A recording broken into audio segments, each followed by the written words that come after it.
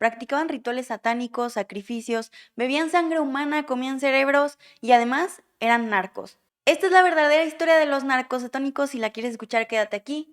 Mi nombre es Sol Rivas y no te olvides de compartir este video.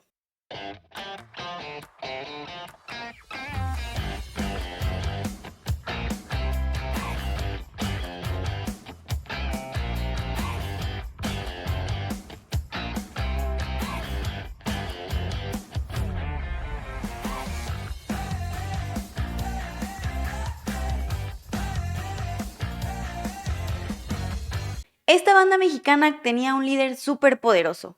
A él le decían el Padrino, pero su nombre completo era Adolfo de Jesús Constanzo. Adolfo nació el 1 de noviembre de 1962 en Miami, esto pues en Estados Unidos. Su mami era inmigrante de Cuba y había llegado a Estados Unidos con su primer esposo. Cuando él fallece se regresa con el pequeño Adolfo a su natal Cuba.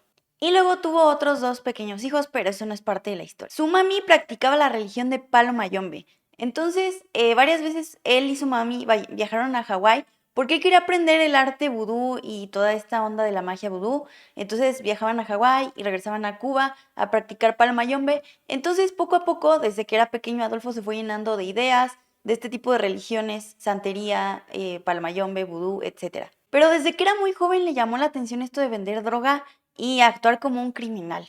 En 1983 llegó supuestamente para trabajar como modelo, pero en realidad él seguía vendiendo droga, robando y practicando la santería. Después de vivir en Matamoros un largo tiempo, llega a la Ciudad de México y sigue practicando su magia vudú, la santería y todo esto, y se empieza a hacer muy famoso ya que actrices, cantantes, altos mandos, narcotraficantes, gente del gobierno, policías empiezan a contratar sus servicios para conseguir rituales de protección, abundancia, dinero, amor y muchas cosas más. Para los rituales más básicos usaba hierbas y esencias y demás, pero había unos que requerían sacrificio de animales como cabras, pollos, serpientes, cachorros de leones, incluso cebras. Ya si era un ritual muy específico o querías que fuera más poderoso, este güey pues se metía a panteones y robaba huesos humanos para que esta magia fuera muchísimo más potente. En estos panteones él ya tenía pues el acceso y estaba protegido, incluso tenía gente de la policía coludida pues para que no le dijeran nada.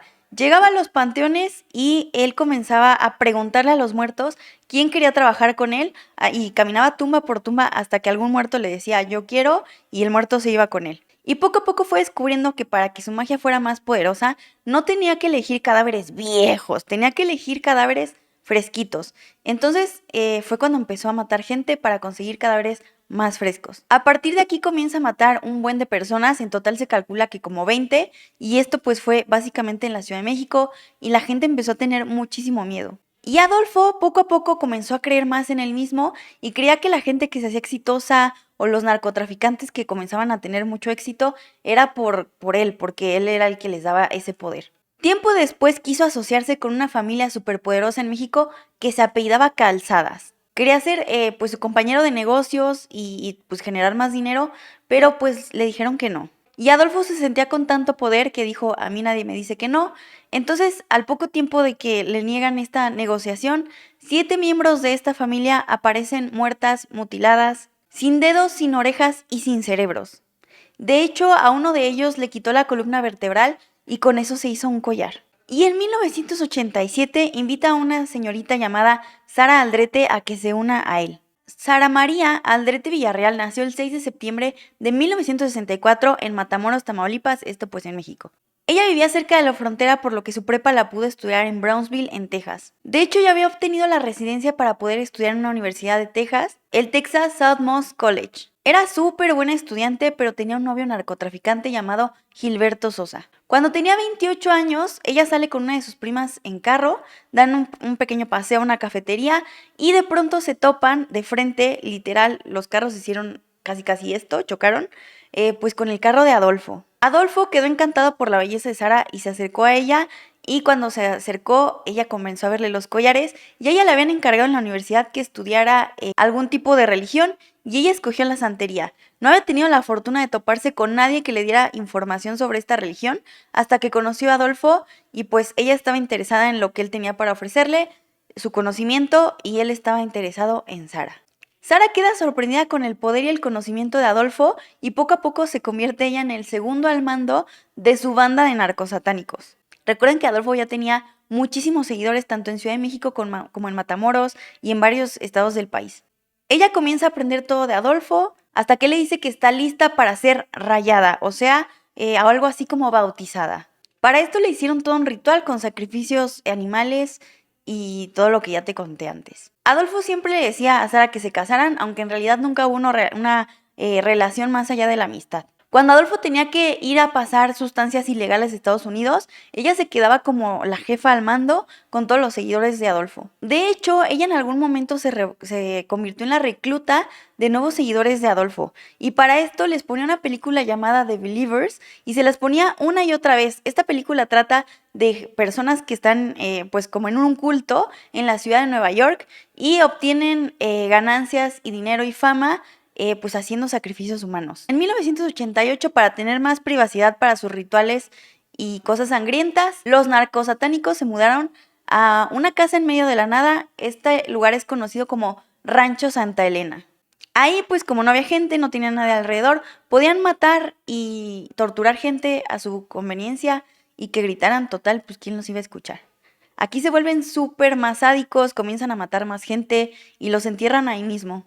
Y en este lugar pues también almacenaban marihuana y cocaína, estas sustancias ilegales que traficaban. Ellos tenían muchísimo poder y estaban coludidos con el gobierno de México y con la policía. Pero todo cambió cuando mataron a un hombre que no debían matar, a un hombre gringo llamado Mark Kilroy. El 13 de marzo de 1989, Mark Kilroy, que era un jovencito de 21 años, estudiante de Estados Unidos, llegó a Matamoros para pasarla bien en la época de Spring Break con sus amigos.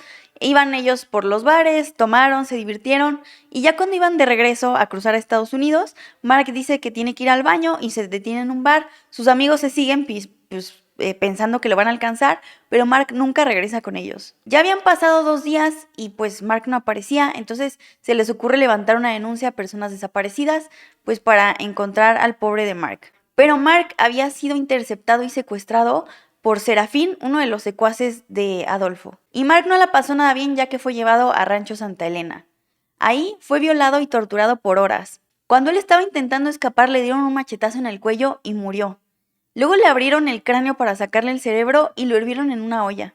Y luego le metieron pues un cable en la columna vertebral para que fuera más fácil sacarle la columna y todos los huesos de un jalón. Y le amputaron ambas piernas hasta el nivel de las rodillas. Y su cuerpo, o lo que quedó de él, pues lo enterraron ahí mismo en Rancho Santa Elena con todos los demás cuerpos. Pero lo que no sabían es que un tío de Mark era un pesado en Estados Unidos. Él trabajaba en la oficina de aduanas y protección fronteriza y tenía amiguitos en la policía, entonces todo se agilizó para encontrar a Mark. Obviamente el gobierno de México, presionado por el gobierno de Estados Unidos, tuvo que apurarse a encontrar a Mark. Colocaron muchos puntos en diversas carreteras, justamente en las que dan hacia El Paso. Y ahí un día, esperando y esperando, descubrieron una camioneta que no tenía placas, que estaba toda polarizada y que se veía sospechosa y que aparte no se detuvo en un punto de retención. Y esa camioneta fue directito a Rancho Santa Elena. Los policías lo siguieron y ahí encontraron cosas muy horrorosas. Justamente el 11 de abril de 1989, la policía llega a Rancho Santa Elena, atrapan a Serafín y a varios de los secuaces de Adolfo. Y en primer lugar se dijo que habían sido torturados para hablar, pero en realidad ellos tenían muchísimo miedo de la policía de Estados Unidos. Entonces confesaron todititito dónde estaban los cuerpos, quién era su líder y demás. Desenterraron un total de 15 cadáveres en el Rancho Santa Elena. La mayoría de las víctimas eran rivales narcotraficantes de Adolfo, pero aún así había víctimas que ellos elegían al azar. También encontraron pues calderos con huesos humanos, con sangre, monedas y órganos y sangre de animales y pues también humana. Y la policía se dio cuenta que estos crímenes eran muy similares a los que habían ocurrido entre 1987 y 1989 en la Ciudad de México, pues la de los narcosatánicos, que en ese entonces pues todavía no le llamaban así. Y siguiendo muchas pistas y la palabra de Serafín y sus secuaces, dieron con el departamento en la Ciudad de México que tenían pues los narcosatánicos.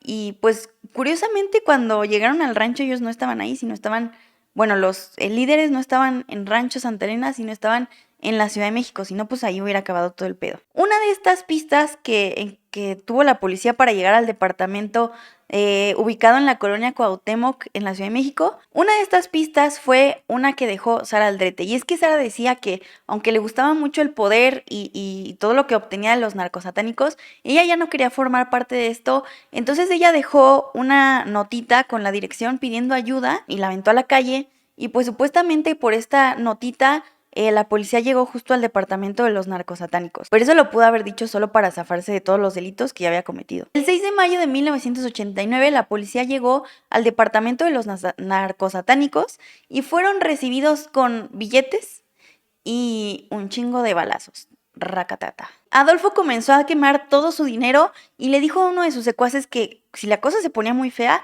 le disparara a él en la cabeza y a otros dos que eran como los top, los jefes. Y así sucedió. Hubo una balacera en medio de la calle súper impresionante que la Ciudad de México no olvida. La policía solo pudo arrestar a 4 personas, entre ellos Sara Aldrete. Supuestamente Sara Aldrete fue violada y fue maltratada y torturada para que ella diera información sobre los narcosatánicos. Querían obligarla a comerse un corazón humano, le quebraron una uña del pie y le dieron descargas eléctricas en todo el cuerpo, incluida en su punani y sus shishis. Y en una entrevista vieja que la policía logró recuperar, Sara Aldrete dijo que sufrió de abuso sexual. Sara Aldrete fue acusada de 13 homicidios, de profanación de tumbas y exhumación de cuerpos. Al principio le dieron como 60 años de cárcel, pero después su pena aumentó a como 600. O sea, toda su vida se le iba a pasar en la cárcel.